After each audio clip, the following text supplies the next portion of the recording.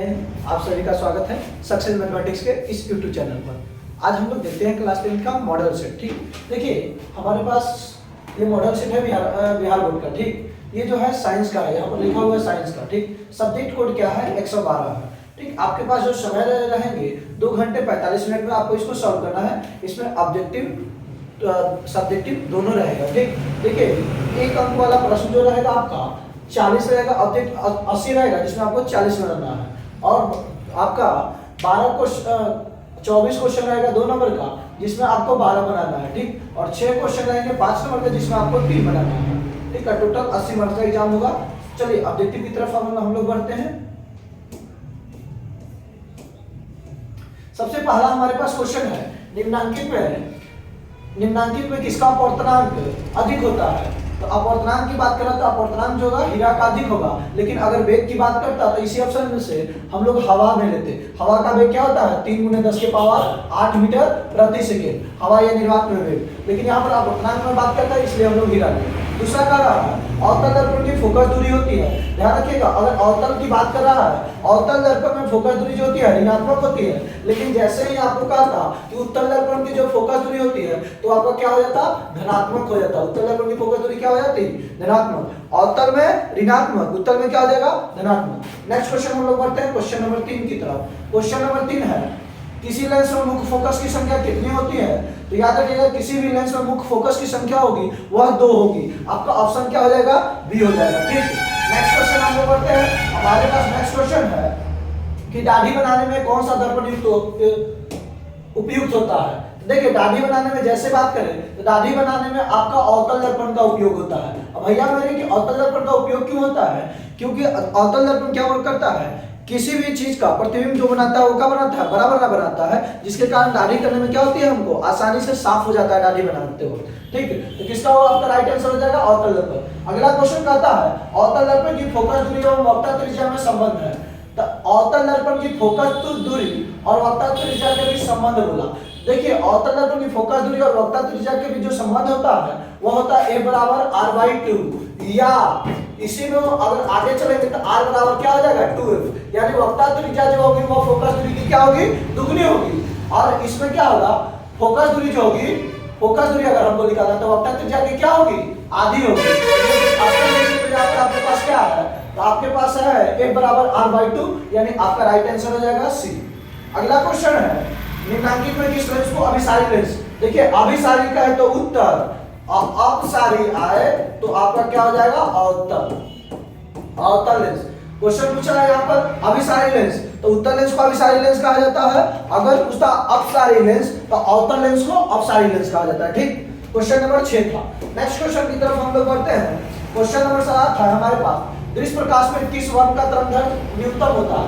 देखिए न्यूनतम यानी कम, न्यूनतम यानी क्या होगा आपका कम हो जाएगा। तो हमसे बोला कि दृश्य प्रकाश यानी जो प्रकाश है इसमें सबसे कम तरंगदैर्घ्य किसका होता है। तो याद रखिएगा अगर सबसे अधिक तरंगदैर्घ्य पूछे तो लाल का क्या होगा, अधिक होगा। तरंगदैर्घ्य लाल का क्या होगा, अधिक होगा, जबकि बैंगनी का क्या होगा तो कम होगा। तरंगदैर्घ्य लाल का क्या होगा, अधिक होगा, और बैंगनी का क्या होगा, कम। तो देखिए तो यहाँ पर कम कर रहा है या ज्यादा कर रहा है, न्यूनतम अर्थात कम कर रहा है। तो आपका जो राइट आंसर हो जाएगा वो क्या होगा, बैंगनी होगा। नेक्स्ट क्वेश्चन हम लोग बढ़ते हैं। हमारे पास क्वेश्चन है अगला क्वेश्चन नंबर 8, तारों का टिमटिमाना प्रकाश से किस घटना को दर्शाता है। तो बउआ मेरे तारों का टिमटिमाना पूछे तो वायुमंडलीय अपवर्तन, क्या वायुमंडलीय अपवर्तन। लेकिन दुख की बात यह है कि ऑप्शन में नहीं है, तो वायुमंडलीय अपवर्तन नहीं है ऑप्शन में, तो प्रकाश का अपवर्तन है ना, तो हमारा राइट आंसर डी हो जाएगा, प्रकाश का अपवर्तन। ठीक, नेक्स्ट क्वेश्चन की तरफ हम लोग बढ़ते हैं। तो क्वेश्चन नंबर 9 हमारे पास है। देखिए क्वेश्चन नंबर 9 हमारे पास क्या है, निम्नलिखित में किसमें प्रकाश की चाल सबसे अधिक होती है। प्रकाश की चाल देखिए वायु में दिया है, कांच में दिया है, निर्वात दिया है। तो देखिए यहाँ पर आपका वायु और निर्वात दोनों रहेगा जब, तो आप निर्वात को मारिएगा। ठीक, कांच में तो कम होता है। ठीक, अगला हमारे पास है प्रकाश के अपवर्तन में कितने नियम होते हैं। तो प्रकाश के अपवर्तन का है चाहे परावर्तन का है, दोनों का कितना नियम होता है, 2 नियम होता है। नेक्स्ट क्वेश्चन की तरफ हम लोग बढ़ते हैं। अभी तक 10 क्वेश्चन हो गया, 10 में आप देखते जाइए कि हम कितना कर सकते थे। ठीक, नेक्स्ट क्वेश्चन की तरफ हम लोग बढ़ते हैं। Question number 11। देखिए क्वेश्चन नंबर 11 हमारे पास क्या है, क्वेश्चन नंबर 11 हमारे पास है, जल विद्युत संयंत्र किस ऊर्जा को विद्युत ऊर्जा में रूपांतरित करता है। तो जो जल विद्युत संयंत्र है वह जो आपका स्थितिज किस ऊर्जा को विद्युत ऊर्जा में, तो स्थितिज ऊर्जा को विद्युत ऊर्जा में क्या करता है, रूपांतरित करता है। आपका राइट आंसर हो जाएगा सी। नेक्स्ट क्वेश्चन हमारे पास है, जलता हुआ मोमबत्ती बदलता है, जो जलता हुआ मोमबत्ती है वह रासायनिक ऊर्जा को किसमें बदलता है, प्रकाश ऊर्जा में बदलता है। देखिए समय प्रकाश ऊर्जा है, लेकिन देखिए किसको बदल रहा है, क्या विद्युत ऊर्जा को बदल रहा है, नहीं। क्या ध्वनि ऊर्जा को बदल रहा है, नहीं। तो किसको, रासायनिक ऊर्जा को प्रकाश ऊर्जा में बदल रहा है। आपका 12 का राइट आंसर हो जाएगा।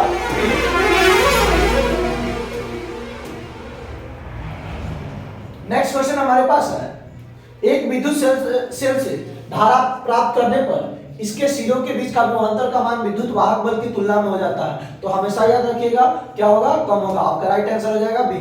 नेक्स्ट क्वेश्चन हम लोग बढ़ते हैं। देखिए बहुत अच्छा क्वेश्चन है ये। क्वेश्चन आपसे कह रहा है कि प्रतिरोध का मान बढ़ाने के लिए प्रतिरोधकों को जोड़ा जाता है। तो श्रेणी क्रम यानी RS बराबर रेजिस्टेंस लिखा है किसमें, तो सीरीज में। RS बराबर R1 plus R2 plus R3 dot dot जितना रहेगा उतना हम लोग लेंगे। तो हमको बढ़ाना रहेगा तो किसमें जोड़ेंगे, सीरीज में। ठीक, तो आपका राइट आंसर क्या होगा, सीरीज हो जाएगा।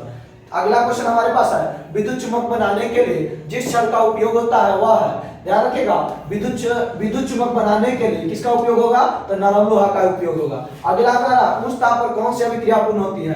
तो ध्यान रखिएगा यहाँ पर उच्च ताप यानी हाई टेम्परेचर पर कौन सी अभिक्रिया पूर्ण होती है, तो आपका नाभिकीय संलयन अभिक्रिया पूर्ण होती है। नेक्स्ट क्वेश्चन की तरफ हम लोग बढ़ते हैं। हमारे पास क्वेश्चन नंबर 16 है। देखिए क्वेश्चन नंबर 16 हमारे पास क्या है, कहता है सौर ऊर्जा को सीधे विद्युत ऊर्जा में बदलने वाली युक्ति कहलाती है। यानी सोलर एनर्जी को किसमें विद्युत में बदलने की युक्ति जो कहलाएगी, क्या कहलाएगी, सौर सेल कहलाएगी। अगला है पवन विद्युत जनित्र में पवन की चाल कम से कम होती है। तो याद रखिएगा पवन की चाल होती है 15 किलोमीटर प्रति घंटा होती है। इसमें से आपका ऑप्शन है 12 से 14 है, 150 किलोमीटर प्रति घंटा, 1.5 किलोमीटर प्रति घंटा। यहाँ पर ऑप्शन आपका नहीं है, आपका राइट आंसर क्या हो जाएगा, डी। ठीक, नेक्स्ट क्वेश्चन की तरफ हम लोग बढ़ते हैं। अभी तक 18 क्वेश्चन हो चुके हैं, बहुत अच्छे क्वेश्चन थे। ठीक, अगला देखिए 19 नंबर क्या है, सेल का विद्युत वाहक बल है। तो याद रखिएगा सेल का जो विद्युत वाहक बल है, सेल द्वारा इकाइयां इस पर किया गया कार्य, आपका बी हो जाएगा 19 नंबर का राइट आंसर। देखिए अगला कहता है,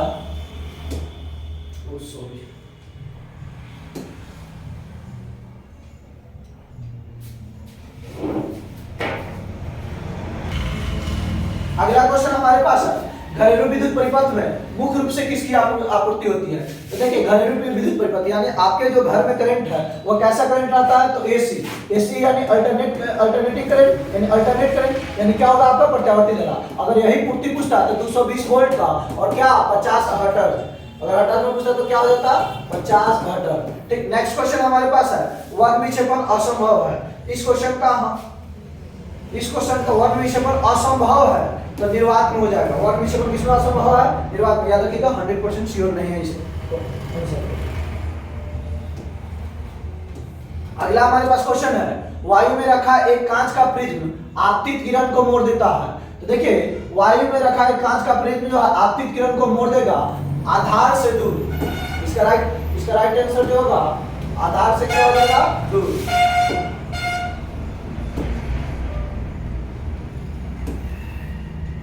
आधार से दूर। नेक्स्ट क्वेश्चन की तरफ हम लोग बढ़ते हैं।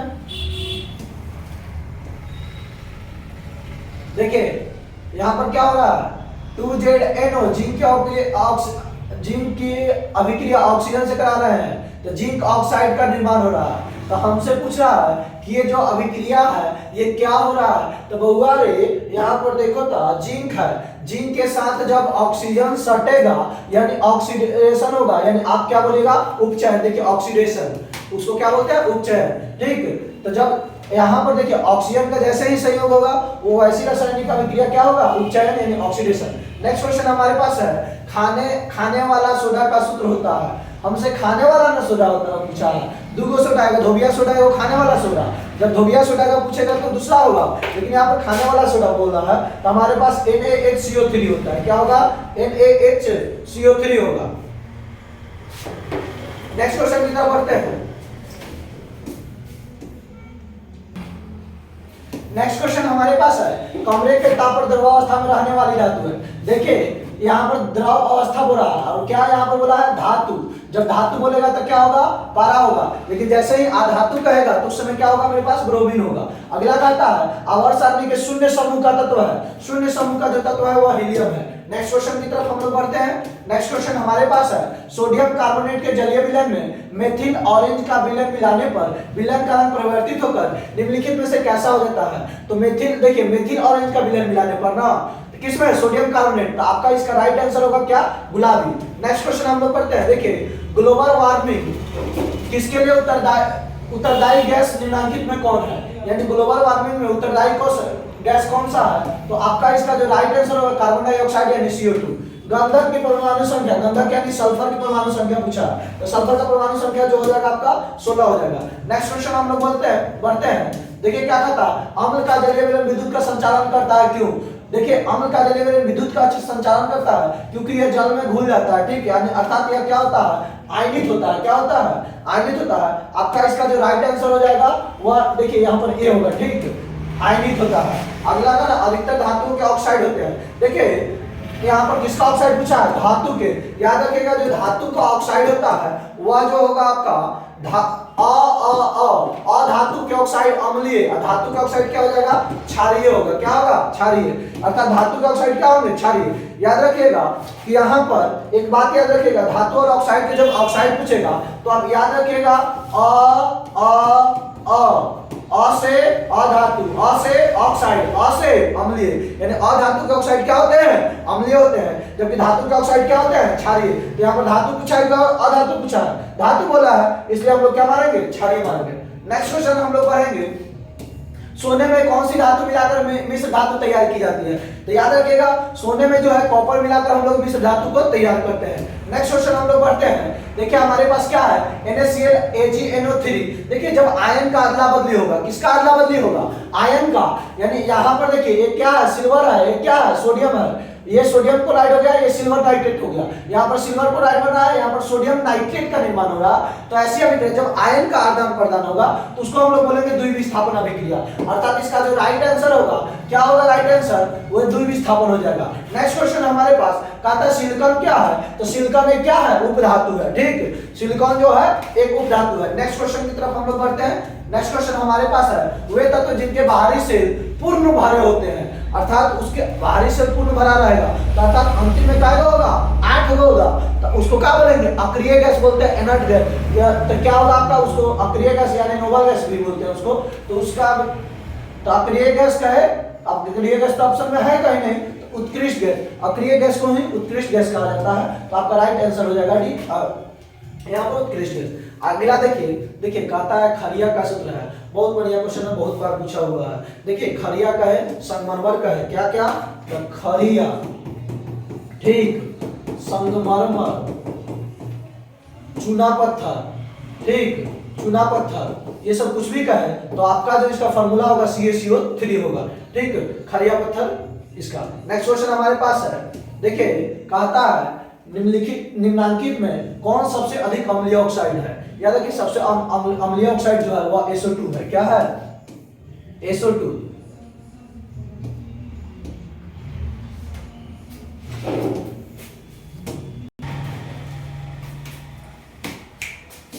देखिए हमारे पास नेक्स्ट क्वेश्चन हमारे पास क्या है, निम्नांकित में कौन एल्काइन है। तो यहाँ पर एल्काइन बोला है, तो हमारे पास जो एल्काइन है वह क्या है, देखिए C2H2 आपका राइट आंसर होगा। अगला हमारे पास कह रहा है क्या कि देखिए अगला हमारे पास है CH3O C2H5 का इक्वेशन होगा। याद रखना एक बात समझ लीजिए, यहाँ पर जैसे ये हमारे पास जो हो गया, ये ऑक्सीजन सा है, यहाँ ऑक्सीजन समूह के साथ 2 रेडिकल जुटा हुआ है। कितने रेडिकल जुटे हुए हैं, 2 रेडिकल जुटे हुए हैं, 2 रेडिकल जुटा है। यहाँ पर देखिए ऑक्सीजन समूह के साथ इधर जुटा है CH3 और यहाँ पर जुटा है C2H5। देखिए यहाँ पर कार्बन की संख्या 1 है, यहाँ पर कार्बन की संख्या क्या है, 2 है। देखिए आपका जो राइट आंसर हो जाएगा एथिल मेथिल ईथर हो जाएगा, ठीक। नेक्स्ट क्वेश्चन की तरफ हम लोग बढ़ते हैं। हमारे पास जो क्वेश्चन है, निम्न में कौन यौगिक ईंधन के रूप में इस्तेमाल किया जा सकता है। तो याद रखिएगा जो एथेनॉल है वह ईंधन के रूप में इस्तेमाल किया जाता है। एथेनॉल को किसके रूप में इस्तेमाल करते हैं हम लोग? ईंधन के रूप में। अगला हमारे पास है सोडियम हाइड्रोक्साइड जिंक से अभिक्रिया करके निम्नलिखित में से कौन सा उत्पाद बनाता है? Na2ZnO2 + H2। नेक्स्ट क्वेश्चन की तरफ हम लोग बढ़ते हैं।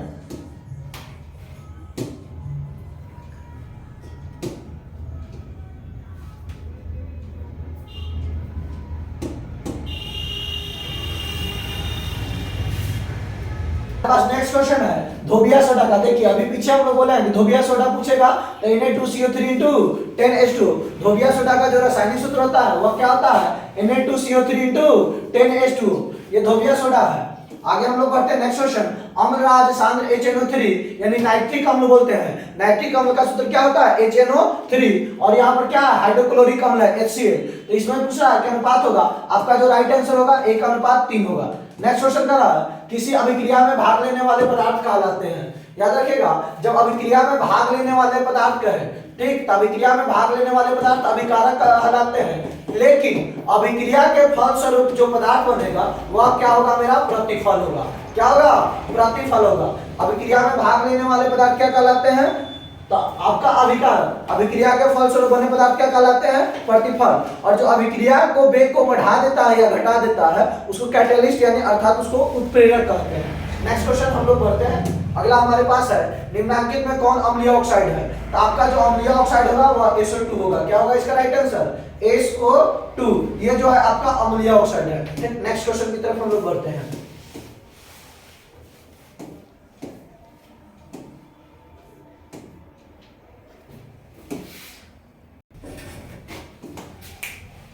देखिए हमारे पास जो क्वेश्चन है वह है हमारे पास 46वां क्वेश्चन। निम्नलिखित में कौन सा पदार्थ का जलीय घोल लाल विलयन को लाल लिटमस पत्र को क्या कर देता है? नीला। जब लाल को नीला तो क्षार, और जब नीला को लाल तो क्या? अम्ल। ठीक, याद रखिएगा। नेक्स्ट क्वेश्चन हमारे पास है, हमारे पास क्वेश्चन है स्वस्थ शरीर का सामान्य पीएच मान होता है।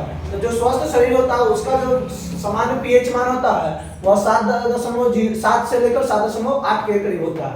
अगला कहता है निम्नलिखित में कौन जल में विलय होता है? याद रखिएगा जब ऐसा सवाल पूछे तो आप देखिएगा किसमें हाइड्रोजन बंधन पाया जाता है।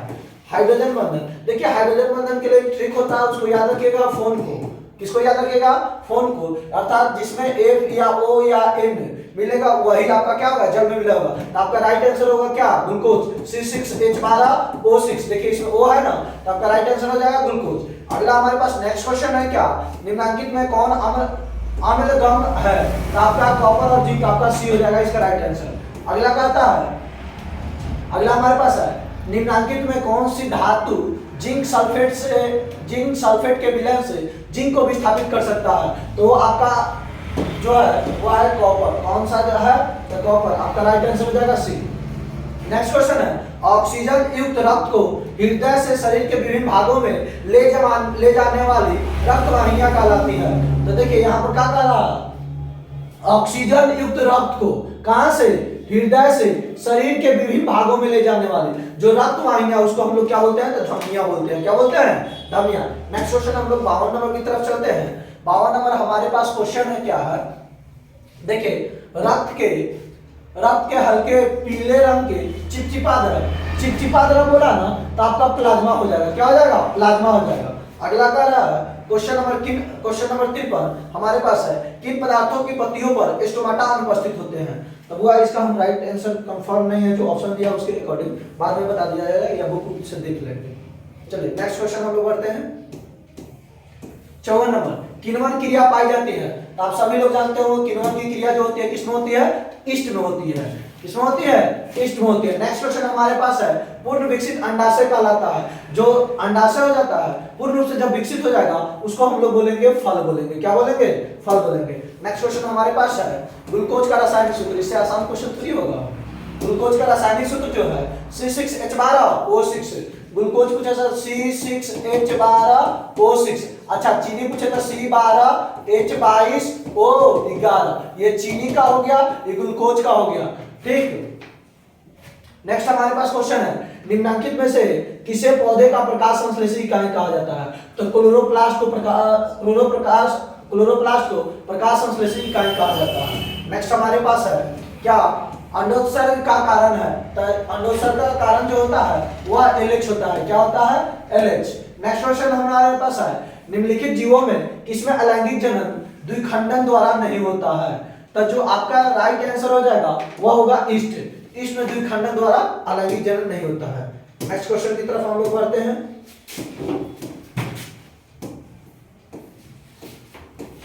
अगला है प्रकृति में ऑक्सीजन का संतुलन कैसे बना होता है। आप सभी लोग जानते होंगे कि प्रकृति में जो ऑक्सीजन का संतुलन बना रहता है वो प्रकाश संश्लेषण की क्रिया द्वारा प्रकृति में ऑक्सीजन का संतुलन बना रहता है। अगला है भोजन के पाचन में किस रस की भूमिका होती है, तो भोजन के पाचन में पित्त रस की भी होती है, आंत रस की भी होती है, अग्नाशय की होती है। तो आपका राइट आंसर हो जाएगा इनमें से सभी। अगला क्वेश्चन हमारे पास है ट्रिप्सिन नामक एंजाइम पाया जाता है। ट्रिप्सिन नामक जो एंजाइम है वह आपका पाया जाएगा किसमें, तो वो होगा आपका राइट आंसर जठर रस में। किसमें? जठर रस। अगला हमारे पास क्वेश्चन है कि आहार नाल का सबसे लंबा भाग होता है। आहार नाल का जो सबसे लंबा भाग होता है वह छोटी आंत होती है। आहार नाल के सबसे लंबे भाग को हम लोग क्या बोलते हैं? छोटी आंत होता है। ठीक। अगला कहा मनुष्य में पाचन की क्रिया कहाँ से आरंभ होती है, तो याद रखिएगा मनुष्य की पाचन क्रिया जो होती है वह मुख गुहा से आरंभ होती है। कहाँ से? मुख गुहा से। और पूर्ण कहाँ होती है, तो छोटी आंत में पूर्ण होती है। कहाँ होती है? छोटी आंत में। तो क्वेश्चन पूछे कि जो भोजन का पाचन पूर्ण रूप से कहाँ होती है, तो छोटी आंत में, लेकिन उसका स्टार्टिंग कहाँ से होता है, आरंभ कहाँ से होती है, तो आपका राइट आंसर हो जाएगा मुख गुहा। ठीक। नेक्स्ट क्वेश्चन की तरफ हम लोग बढ़ते हैं। अगला हमारे पास क्वेश्चन है निम्नांकित में कौन सा वसा के पाचन में सहायक होता है, तो याद रखिएगा वसा के पाचन में जो सहायक होता है वह लाइपेज होता है। आपका राइट आंसर क्या होगा? लाइपेज। नेक्स्ट क्वेश्चन हमारे पास है ग्लाइकोलिसिस की प्रक्रिया संभव होती है तो कोशिका द्रव में। ठीक। नेक्स्ट क्वेश्चन की तरफ हम लोग बढ़ते हैं।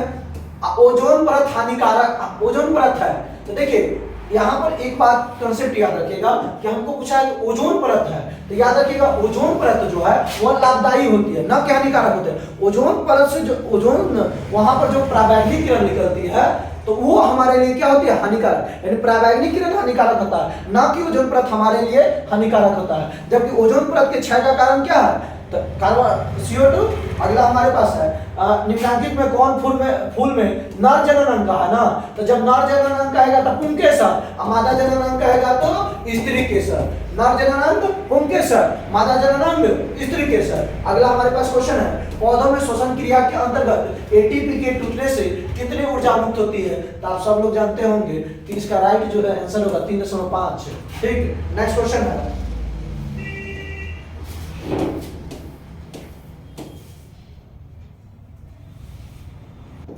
देखिए हमारे पास क्वेश्चन है एथाइल अल्कोहल किस प्रकार के श्वसन से बनता है, तो एथाइल अल्कोहल जो है अवायवीय श्वसन से। नेक्स्ट क्वेश्चन है रक्त में उपस्थित कौन सी कणिका श्वसन गैसों के परिवहन में भाग लेती है, तो RBC यानी लाल रक्त कोशिका कणिका। नेक्स्ट क्वेश्चन हमारे पास 72 नंबर है पादप अवशिष्ट जमा होते हैं, जो पादप अवशिष्ट जमा होता है इसका जो राइट आंसर हो जाएगा D, इनमें से सभी हो जाएगा। नेक्स्ट हमारे पास है मनुष्य के आहार नाल का कौन सा भाग किसी एंजाइम को नेक्स्ट क्वेश्चन हमारे पास है मनुष्य के आहार नाल का कौन सा भाग किसी एंजाइम को स्रावित नहीं करता है, तो आपका राइट आंसर हो जाएगा ग्रास नदी। क्या हो जाएगा? ग्रास नदी। अगला मूत्र की सांद्रता किसकी उपस्थिति पर निर्भर करती है, मूत्र की सांद्रता, ये हमको कंफर्म आंसर नहीं है इनका। ठीक। जो कंफर्म है वही बताया जा रहा है। अब एक आध दो क्वेश्चन हो सकता है कि हमसे भी ना बने। नेक्स्ट क्वेश्चन है कौन सा हार्मोन पौधों की वृद्धि से संबंधित नहीं है, तो आपका इसका राइट ऑप्शन हो जाएगा, इसमें आपका हो जाएगा एब्सिसिक अम्ल, आपका D हो जाएगा। नेक्स्ट क्वेश्चन है मानव हृदय किस तंत्र का भाग है, मानव हृदय जो है परिवहन तंत्र का भाग है, D। अगला 77 नंबर क्वेश्चन हमारे पास है जीव विज्ञान की वह शाखा जो गुणों के वंशानुक्रम के अध्ययन से संबंधित है क्या कहलाता है, तो वो आनुवंशिकी कहलाता है। क्या कहलाता है? आनुवंशिकी। आपका राइट आंसर B हो जाएगा। नेक्स्ट क्वेश्चन है श्वसन क्रिया। अगला क्वेश्चन हमारे पास है श्वसन क्रिया में निम्नलिखित में से कौन सी गैस ग्रहण करते हैं। आप लोग जानते होंगे ऑक्सीजन लेते हैं और CO2 छोड़ते हैं, तो O2 आपका राइट आंसर हो जाएगा। ग्लूकोज में कार्बन के कितने परमाणु होते हैं, तो आपका राइट आंसर B यानी 6 होगा। नेक्स्ट क्वेश्चन है मस्तिष्क में अनैच्छिक क्रियाओं का नियंत्रण केंद्र अवस्थित होता है, तो कहाँ होगा, तो पश्च मस्तिष्क में। ठीक। और ये सब जो आपका है सब्जेक्टिव क्वेश्चन है, 2 मार्क्स का क्वेश्चन है, इसको आप लोग देख लेंगे। एक बार हम आगे बढ़ा दे रहे हैं। चुंबकीय क्षेत्र रेखा के किन दो गुणों को लिखे, बायोगैस संयंत्र क्या है, ओम के नियम में कौन सी राशि अचर रहती है, व्याख्या करें। ये सब आपका 2 मार्क्स का क्वेश्चन है, फिजिक्स था। फिर ये केमिस्ट्री है, आप इसको देख लेंगे और सब्जेक्टिव को कर लीजिएगा, देखिएगा कितना बनता है। ठीक, इसी के साथ जय हिंद।